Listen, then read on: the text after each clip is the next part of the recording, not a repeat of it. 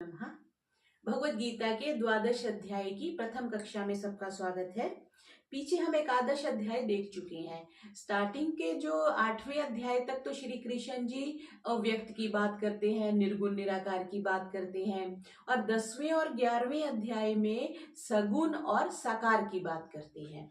कुछ चर्चाएं उसमें मिलती हैं कि सगुण साकार है। तो अर्जुन को एक द्वंद्व आएगा ना, कि एक तो शंका आएगी कि परमात्मा के सगुण साकार की उपासना करनी चाहिए या निर्गुण निराकार की करनी चाहिए। तो इस तरह की जिज्ञासा आने पर ज्ञान, भक्ति और कर्मयोग, तीन चीजें पीछे बात है। गीता जो है वो समन्वय की बात करती है, ज्ञान की, भक्ति की और कर्म की, तीनों चीजें होनी चाहिए। तो भक्ति भी किसकी करनी चाहिए? साकार की करनी चाहिए, सगुण की करनी चाहिए, निराकार की करनी चाहिए। तो उसके बारे में जब अर्जुन को शंका होती है तो अर्जुन आगे प्रश्न करते हैं। तो 12वें अध्याय का जो प्रथम श्लोक है वो अर्जुन जी की तरफ से है। अर्जुन उवाच एवं सतत युक्ता ये भक्तास्त्वां पर्युपासते ये चाप्यक्षरम अव्यक्तम तेषां के योग वित्तमः। योग वित्तमः, उत्तम योग वेत्ता कौन है वो बात कर रहे हैं। ये भक्ता, जो भक्त एवं इस प्रकार, जैसे पीछे 11वें अध्याय के अंतिम श्लोक में जो बात कही थी, सतत युक्ता, निरंतर जो परमात्मा में लगे रहते हैं। सतत हम समझते हैं ना, सतत मीन्स लगातार, निरंतर लगे रहते हैं। त्वाम किसमें? सगुण साकार में, पर्युपासते, सगुण और साकार की उपासना करते हैं। च ये अक्षरम, और जो अविनाशी निर्गुण और निराकार की उपासना करते हैं। तेषाम, उन दोनों में से योग वित्तमः, उत्तम योगी कौन है? सीधा और स्पष्ट प्रश्न अर्जुन जी ने कर लिया कि साकार की उपासना वाले उत्तम है या निराकार की उपासना वाले उत्तम है। जो इस तरह भक्ति में सरशार हैं, फकत आप ही के परस्तार हैं, वो योगी है बेहतर के बातन परस्त, खफील यजल जात अली के मस्त। खफीलम यजल जात आली के मस्त, कौन कौन से हैं जो तुम्हारे मस्त कहे जाते हैं, सगुण वाले या निर्गुण वाले? तो यहाँ पे मुख्यतः इन्होंने यही कहा कि पर्युपासते कह दिया कि अच्छी तरह से जो उपासना करते हैं। उपासना दो तरीके से होती है, सगुण साकार की। जब हम ध्यान करते हैं तो कुछ चित्र हमारे सामने रहता है, जैसे कुछ ज्योत जला के करते हैं, कुछ प्रकाश को देखते हैं, कुछ कैंडल पे ध्यान करते हैं, कुछ किसी परमात्मा के किसी महापुरुष की किसी आकार को लेकर के करते हैं। तो ये प्रश्न जो है अर्जुन ने श्री कृष्ण जी से किया। तो अब श्री कृष्ण जी इस प्रश्न के उत्तर में अपना निर्णय देते हैं। श्री भगवान उवाच मय्यवेश्य मनो ये माम नित्य युक्ता उपासते श्रद्धया पर्योपेतास्ते मे युक्त तमा मतः। मय्यावेश्य, में आवेश्य मतलब मेरे में आवेश्य होकर, लगा करके, मनो मेरे में मन को लगा करके, माम जो लोग, नित्य युक्ता उपासते जो नित्य प्रतिदिन मेरी उपासना करते हैं, श्रद्धया श्रद्धा से, परयो उपासते, परया मीन्स परम उपासते, पूरी तरह से उपासना करते हैं, वे क्या है? युक्त तमामता, वे सर्वश्रेष्ठ योगी हैं। श्री कृष्ण जी ना हमेशा समन्वय की बात करते हैं। जैसे किसी भी अच्छे व्यक्ति के पास जाओ ना, वो ये नहीं कहते कि ये गलत है ये सही है, बीच की बात कर देते हैं। तो यहाँ पर भी श्री कृष्ण जी एक डिप्लोमेटिक सा आंसर दे रहे हैं। क्या कहा कि मुझ में मन को लगा करके, नित्य निरंतर जो मुझ में लगे रहते हैं, जो भक्त परम श्रद्धा से युक्त होकर के मेरे सगुण साकार की उपासना करते हैं, वे मेरे मत में सर्वश्रेष्ठ योगी हैं, ऐसा उन्होंने कहा। माम में यहाँ पे सगुण साकार स्पष्ट नहीं है, कुछ व्याख्याकार इसको निर्गुण के से लेते हैं, कुछ सगुण से लेते हैं। तो यहाँ पे मुख्यतः जो शब्द आया वो नित्य युक्त मीन्स हमेशा से लगे रहना। हम भगवान के साथ कब युक्त होते हैं? जब हम हवन कर रहे हैं, जब हम उपासना कर रहे हैं, जब हम ध्यान कर रहे हैं, तब तो युक्त है। और जब नौकरी कर रहे हैं, जब धंधा कर रहे हैं, तब हम भगवान के साथ युक्त नहीं होते। तो यहाँ पे शब्द क्या आ गया? नित्य युक्ता। इस शब्द को हम स्मरण करेंगे, नित्य युक्ता। गीता क्या उपदेश दे रही है कि नित्य युक्ता उपासते, नित्य लगे रहो, हमेशा लगे रहो, खाना खाते समय, भोजन करते समय, भ्रमण करते समय, कोई भी दिनचर्या करते समय परमात्मा में लगातार लगे रहो। एक तो ये बात कह दी कि अभ्यास फिर हमें बना देना चाहिए। जैसे वो नोट गिनते हैं ना जब हम, तो हम अपने आप को भूल जाते हैं जब हम वो नोटों की गड्डी गिन रहे होते हैं, क्यों सारी वृत्ति हमारी उसमें लगी, अच्छा ये नोट गंदा आ गया, ये नोट बदलना है ना। तो उस समय हमें किसी चीज का नहीं पता, तो नोट गिनते हुए भी हमें परमात्मा का स्मरण रहे कि ये परमात्मा की कृपा से ही हमें नोट प्राप्त हुए हैं। तो उपासना मीन्स अपने आप को भगवान को अर्पित कर देना। तुम जो भी कर रहे हो, जैसे मैं कई बार ये सोचती हूँ कि अपने डे टू डे एक्सपेंसेस के लिए या कुछ करने के लिए हमें हमें कार्य करना पड़ता है ना। तो हम कई बार चाहते हैं, हम कार्य नहीं करना चाहते, फिर हम क्या अपने आप को समर्पित कर दो, परमात्मा तुम चाहते हो कि मैं ये गतिविधि करूं इसलिए मैं कर रहा हूं। तो क्या है कि वो मन में जो खलल है, जो खलबली है, जो एक उद्विग्न मचता है, जो एक टेंशन होती है, जो स्ट्रेस होता है, वो निकल जाता है। तो वही परमात्मा की उपासना है कि आप चाह रहे हैं कि मैं ये गतिविधि करूं, आप चाह रहे हैं कि मैं गीता का पाठ करूं, तो इसलिए मैं कर रहा हूं। आप चाहेंगे नहीं तो हम इसको नहीं करेंगे। और परमात्मा हमेशा अच्छे कामों में हमेशा सहयोग ही करते हैं, ये भी हमें पता है। तो क्या जैसे गीता में एक बात पहले भी आई थी, आगे भी आएगी, नष्टो मोह स्मृति लब्धा। नष्ट जो मोह कैसे होगा, जब हम परमात्मा का स्मरण करते हैं। नहीं तो माया का इतना प्रबल प्रवाह है कि आप इससे हट ही नहीं सकते। जितना आप परवाह करते हैं दुनियादारी की, वो दुनिया छूटने वाली है, लेकिन हम बंध जाते हैं। किसी की शादी में चले गए तो वहां पे खान पीने की स्टॉल्स में उलझ गए, लोगों के वस्त्रों में उलझ गए, लोगों की ज्वेलरी में उलझ गए, किसी की बड़ी गाड़ी में उलझ गए। हर क्षण माया तो बैठी है कि हम कब उसके शिकंजे में आ जाएं। बस ये इसलिए श्री कृष्ण जी ने क्या किया, नित्य युक्त, और ये क्या कह दिया, श्रद्धया परयोपेतास्ते। श्रद्धा वहीं पे होगी जिसे वह सर्वश्रेष्ठ समझेगा। साधारण भिखारी के प्रति तो हम श्रद्धा नहीं रखते ना, निमन व्यक्ति के प्रति हमारी श्रद्धा नहीं होती। तो श्रद्धा होने पर, बुद्धि लगने पर, ये सिद्धांत है कि हम सिद्धांत से विचलित नहीं होते। और जहां प्रेम होता है वहां मन लगता है, और जहां श्रद्धा होती है वहां बुद्धि लगती है। दो चीजें होती हैं, जहां प्रेम है वहां मन लगेगा, और जहां श्रद्धा है वहां बुद्धि लगेगी। तो प्रेम के, प्रेमास्पद के संग की और श्रद्धा में आज्ञा पालन की मुख्यता रहती है। तो परमात्मा की आज्ञा है कि हम कर्म करें, ये गतिविधियां करें, और हमें करना चाहिए, लेकिन उसका स्मरण बना करके। तो यहाँ पर ते में युक्त तमामता, वो मेरे मत में जो है वो श्रेष्ठ है। यहाँ पर इन्होंने ये चीज स्पष्ट करी। हुए सुन के भगवान युगुल फिशा, है बेहतर वही योग में बेगुमा। यकी से जो भक्ति करे मुस्तकिल, मुझी से जो अपना लगाते हैं दिल। जो मेरे से दिल लगाते हैं उन्हीं को ही मैं सर्वश्रेष्ठ समझता हूँ।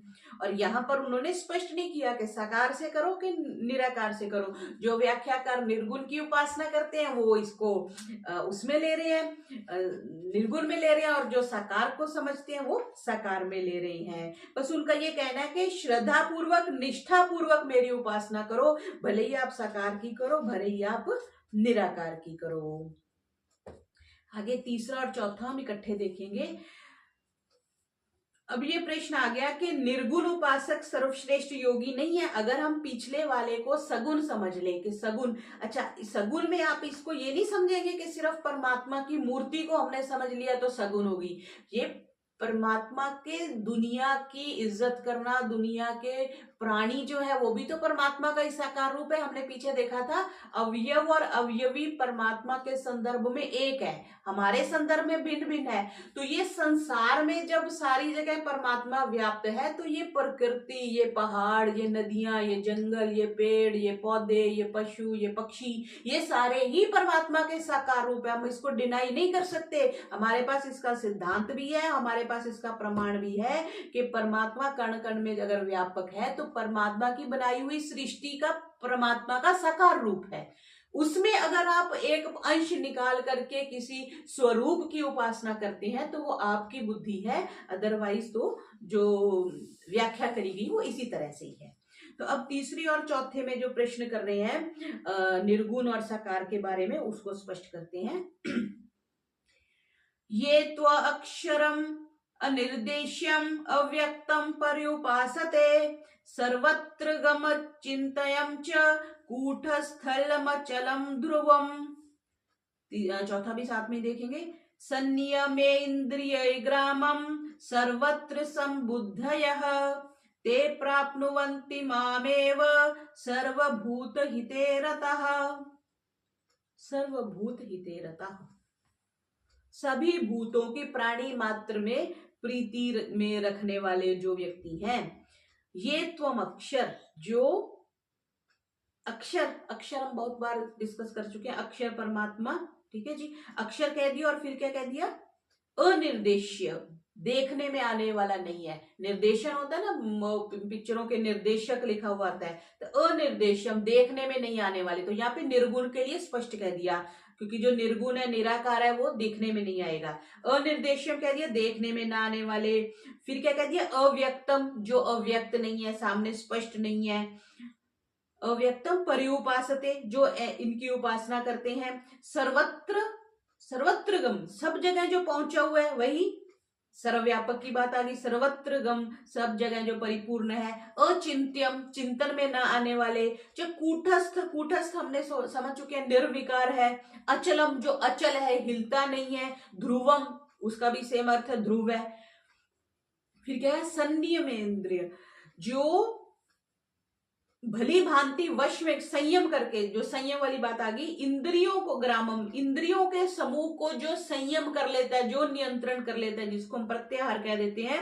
सर्वत्र संबुद्धयः, संबुद्धया, समबुद्धि वाले जो मनुष्य हैं, ते प्राप्नुवन्ति मामेव, कितना स्पष्ट कह दिया। इस श्लोक को पढ़ करके, समझ करके भी अगर हम कहें कि हमें साकार की उपासना करनी है, तो हमारी बुद्धि पे हमें तरस आना चाहिए। स्पष्ट क्या कह दिया, ते प्राप्नुवन्ति मामे, वो मुझे प्राप्त करते हैं। सर्वभूत हिते रता, जो सारे लोगों की, सारे प्राणी मात्र से प्रीति रखने वाले हैं। अब इसको मार्क करेंगे, 12वें अध्याय का तीसरे और चौथा श्लोक जो है, वो निर्गुण निराकार की उपासना करने के लिए कह रही है। इंद्रियों को नियंत्रण में तो सभी करेंगे ना, जो निर्गुण की करेंगे वो भी करेंगे, जो साकार की करेंगे वो भी करेंगे। फिर क्या, अचिंत्यम परमात्मा, अचिंत्य मीन्स अगर हमारे सामने कोई तस्वीर है तो उस पर चिंतन करते हैं ना, अच्छा ये गोल्डन फ्रेम है, अच्छा इनके वस्त्र इस रंग के हैं, इनका आकार इस रंग का है, तो अचिंत्यम कह दिया। मन बुद्धि का विषय न होने के कारण से जो निर्गुण निराकार ब्रह्म है, वो ब्रह्म का वाचक है। क्योंकि मन बुद्धि तो प्रकृति का होने से वो आकार ही पकड़ेगी, साकार ही पकड़ेगी, लेकिन हमने निर्गुण निराकार पे जाना है, उससे स्टेप अगले पे जाना है। सर्वत्र गम कह दिया, यहाँ पे एक देशी तो नहीं कह दिया कि फलाने शहर में चले जाओ, उस टेम्पल में चले जाओ, या उस जगह पर जाके आप परमात्मा का ध्यान करो। सर्वत्र गम कह दिया, सब देश काल वस्तु व्यक्तियों में परिपूर्ण होने से ब्रह्म जो है सर्वत्र गम है, सब जगह पहुंचा हुआ है। अनिर्देश्यम कह दिया, जो भाषा से नहीं बताया जा सकता, जो वाणी से नहीं बताया जा सकता। गूंगा भी जप सके जिसको, ओम ही एक नाम है। तो जिस परमात्मा को हम नहीं बता सकते, उसके लिए अनिर्देश्यम कह दिया। निर्देश नहीं है, हाँ वहां पे चले जाओ, वहां पे आपको परमात्मा मिलेंगे, ऐसा हम नहीं कह सकते। कूटस्थ है, उसमें कोई विकार नहीं है, बहुत बार चर्चा कर चुके हैं। अचलम, हिलता डुलता नहीं है, आज वो बनारस में है, कल वो मथुरा में चले गए, आज वो अयोध्या में चले गए, आज वो हिसार में आ गए, ऐसा नहीं है। ध्रुवम, स्टिल है, मूव नहीं करते। फिर क्या क्या, अक्षरम, उनका नाश नहीं होता। बाकी सारी चीजें तो हम नाश रहित थे, जितनी भी दुनिया की चीजें हैं, चाहे वो मूर्ति है, चाहे वो फोटो है, चाहे वो कुछ भी है, हर चीज का नाश होने वाला है। बस किसी का जल्दी होने वाला है, किसी का लेट से होने वाला है। अव्यक्तम, व्यक्त नहीं है। मन बुद्धि और इंद्रियों के विषय सारे व्यक्त हैं, ये चीज आप समझ लीजिए। जो भी आंखों से पकड़ी जा रही है, कानों से सुनी जा रही है, हाथ से छुई जा रही है, वो व्यक्त है, वो खत्म हो जाएगी, आज हो जाएगी, या जब मेरी इंद्रियां समाप्त हो जाएगी, तो मैंने आंखें बंद कर ली तो मेरे सामने कुछ भी नहीं है। मेरी इंद्रियों के होने से ही सामने वाले की सत्ता है। मेरी आंखें बंद है तो अंधे व्यक्ति के लिए तो दुनिया एग्जिस्ट ही नहीं करती, क्योंकि उसको कुछ दिखता ही नहीं है। तो यहाँ पे क्या कह दिया, अव्यक्तम, मन और बुद्धि और इंद्रियों का विषय परमात्मा नहीं है। परि उपासते, यह पद निर्गुण उपासकों की सम्यक उपासना के लिए आ गया, कि जो परम की उपासना करते हैं, शरीर रहित, कर्मों से वासना और अहम का अभाव कर करके, इंद्रियों में संयत करके, सच्चिदानंद की जो प्रार्थना करते हैं, जो उपासना करते हैं, उनके लिए कह दिया। फिर आगे क्या कहा, सर्वभूत हिते रता, जो सभी की अच्छी की कामना करते हैं। मया तत्मिदम सर्वम, परमात्मा को संपूर्ण जगत में बता दिया। संपूर्ण जगत में साकार तो हो ही नहीं सकता। अगर आप एक तस्वीर लेके बैठे हैं, यहां रखोगे तो यहां नहीं है, यहां रखोगे तो यहां नहीं है। परमात्मा कौन सा सर्वत्र गम हो सकता है, जो निराकार है। सर्वभूत हिते रता की हमने बात कर ली। फिर क्या कह दिया, सर्वत्र संबुद्ध्य, सब जगह पे क्या है, अपनी बुद्धि समान रखता है। अब हमारा क्या होता है, अगर हम सगुण सकार की उपासना करते हैं तो कोई दूसरा व्यक्ति दूसरे सगुण सकार की उपासना कर रहा है तो हमारा उससे भेद हो जाएगा। अब निराकार सबके लिए निराकार ही है, समझे बात को। हवा सबके लिए समान है, आकाश सबके लिए समान है, लेकिन अगर हम किसी कोई आकार दे देंगे तो आकार भिन्न भिन्न है। इसको ऐसे समझ ले, हर घर में रोटी गेहूं की बनती है, गोली बनती है, लेकिन भिन्न भिन्न प्रकार से बनती है। कोई छोटी बनाता है, कोई पतली बनाता है, कोई मोटी बनाता है। बस वो क्यों भिन्नता आई, क्योंकि साकार कर दिया। आटे का स्वरूप सब जगह सेम है, अपवाद छोड़ दीजिए कि किसी ने मोटा पीसा है, किसी ने बारीक पीसा है, लेकिन आटा सब जगह समान रहेगा। लेकिन जब आपने उसको साकार रूप दे दिया, आपने गूंथ दिया, किसी ने 2 कटोरी गूंदा, किसी ने 4 कटोरी गूंदा, उस गूंदे वाले का भी परिमाण डिफरेंट हो गया और चपाती का size, shape and everything will be different, because बनाने वाला साकार है। बनाने वाला साकार होगा तो वो साकार ही बनाएगा और उसमें भेद मिलेंगे। बनाने वाला निराकार है तो वो निराकार में रहेगा और उसकी कृति में जो है वो भेद नहीं मिलते। सारे मनुष्य एक से है ना, ये तो नहीं किसी की नाक इधर लगा दी, किसी का कान इधर कर दिया, ऐसा नहीं है, समानता। तो यहाँ पे क्या कहती है, समदर्शिनः, जो जिसका सबके प्रति जो व्यवहार है वो एक है, ये नहीं अलग अलग नहीं। अलग अलग कहाँ पे होता है, जहां पे साकार होता है। जो निराकार को करेगा वो सर्वत्र संबुद्धि रखेगा और समदर्शिना रहेगा। तो यहां पर उन्होंने कह दिया कि निराकार की व्याख्या कर दी तीसरे और चौथे में। मगर जो वो पूजे खफी पाकजात, जो कायम है दायम है और पुरसबात, ख्यालो जहूरो बयां से बुलंद, जो हाजिर है नाजिर है और बेगजंद। चौथे में क्या कहा, हवास अपने काबू में रखे तमाम, सकूं और तवाजन हो दिल में मुदाम, हरिक की भलाई में मसरूर हो, मुझी में हो वासिल न महजूर हो। वो मेरे में ही लगे रहते हैं जो निराकार की उपासना करते हैं। अब दूसरे श्लोक में ऐसी भावना बना सकते हैं कि सगुण साकार की बात कही और तीसरे चौथे में निर्गुण और निराकार की उपासना की बात कही। अब ये कह रहे हैं कि इन दोनों की उपासनाओं में अवान्तर भेद कह लो और कठिनाई और सुगमता के लिए आगे के 3 श्लोकों में बात कर रहे हैं। तो 5वां श्लोक हम देखेंगे। कलेशो अधिकतरस्तेषां अव्यक्ता असक्त चेतसाम, अव्यक्ता ही गतिर्दुःखम देहवद्भिर्वाप्यते। अव्यक्त असक्त चेतसाम, अव्यक्त में जो आसक्त चित्त वाले हैं, तेषाम उन साधकों को, कलेशः कलेश होता है, कष्ट होता है, अधिकतर अधिक होता है, ही देववद्भिः दे, क्योंकि देह अभिमानियों के द्वारा अव्यक्ता गति दुखम अवाप्यते, अव्यक्त विषय की गति जो है वो कठिनता से प्राप्त की जाती है। इसको साधारण भाषा में कहें तो ऐसे है कि जो सगुण वस्तु है, जो साकार वस्तु है, उस पे ध्यान आसानी से लग जाता है। क्यों ध्यान लगेगा, सपोज हमने कोई भी आकार सामने रखा है, हम उस पे टिक जाएंगे। हम उस पे कभी हम उसके, अगर हमने मनुष्य के आकृति रखी है तो कभी हम उनके माथे को देखेंगे, कभी आंखों को देखेंगे, कभी नाक को देखेंगे, कभी ओंठों को देखेंगे, कभी कान को देखेंगे, तो हमारा मन उसमें टिका रहेगा। अब सामने कुछ भी नहीं है तो मन कहाँ जाएगा, मन कभी धंधे में जाएगा, कभी दोस्तों में जाएगा, कभी खाने की वस्तुओं में जाएगा, कभी भूतकाल में जाएगा, कभी भविष्य में जाएगा। बस वही बात ये कह रहे हैं, कलेशो अधिकर तेषाम अव्यक्त सक्त चेतसाम, जो अव्यक्त में, जो निराकार में उपासना करते हैं। इस विशेषण से कह दिया कि निर्गुण निराकार की उपासना सर्वश्रेष्ठ है। यहाँ भी ये समझ आ गया ना, कौन सी पढ़ाई कठिन होती है हम उसको वैल्यू करते हैं ना। हम एमए वाले को ज्यादा सम्मान देते हैं बीए वाले से, क्यों, क्योंकि एमए की पढ़ाई कठिन है। तो यहाँ पे स्पष्ट कह दिया कि कठिन कौन सी है, निर्गुण निराकार की उपासना कठिन है। और जिनका चित्त निर्गुण तत्व में आविष्ट नहीं हुआ, 3 चीजें चाहिए होती है, रुचि, विश्वास और योग्यता। कोई भी काम करने के लिए आपकी रुचि होनी चाहिए। आपको भगवत गीता पढ़ने में इंटरेस्ट है तो आप सारे काम छोड़ के उसके लिए पहुंचेंगे। आपके पास विश्वास है कि मेरे को इसको पढ़ने से ज्ञान की प्राप्ति होगी और ज्ञान मुक्ति होती है, तो मुझे को ज्ञान, आपकी भगवत गीता पढ़ने में रुचि होगी। आपकी योग्यता होगी, आपको कुछ हिंदी समझ आएगी, कुछ संस्कृत समझ आएगी, तो आप इसको समझ सकते हैं। तो 3 चीजें होती है। अगर आप निराकार की उपासना करना चाहते हैं, आपकी रुचि होनी चाहिए, आपको विश्वास होना चाहिए कि परमात्मा निराकार है, नहीं तो आप निर्गुण की उपासना नहीं कर सकते, क्योंकि वो दिखता ही नहीं है। साकार की मूर्ति तो हमें दिख रही है ना, लेकिन निराकार तो दिख नहीं रही, तो विश्वास बड़ा जरूरी है और योग्यता होनी चाहिए आपकी निराकार में उपासना करने की, आपकी कैपेसिटी होनी चाहिए, आपकी कैपेबिलिटी होनी चाहिए। क्या कह दिया, क्लेशा अधिकतर सेकंड डिग्री आ गई ना, कंपैरेटिव डिग्री आ गई, उनको क्लेश अधिक होता है जो निराकार की उपासना करते हैं। अव्यक्त असक्त चेत साम कह दिया, कितनी सुंदर बात कही यहाँ पे। फिर क्या, और आगे अगर आपको स्मरण हो 9वें अध्याय में एक शब्द आया था अव्यक्त मूर्ति नाम, ठीक है, तो वो आया था सगुण और निराकार स्वरूप के लिए आया था। यहाँ पे क्या कह दिया, अव्यक्त असक्त चेतसाम, अव्यक्त कह दिया और अक्षरम आ दिया, अक्षरम भी निर्गुण निराकार के लिए आ गया, क्योंकि जो क्षर है वो अव्यक्त नहीं हो सकती। तो क्लेशो अधिकतर से हमें यह स्पष्ट आ गया कि सगुण उपासना से निर्गुण उपासना जो है वो बेहतर है।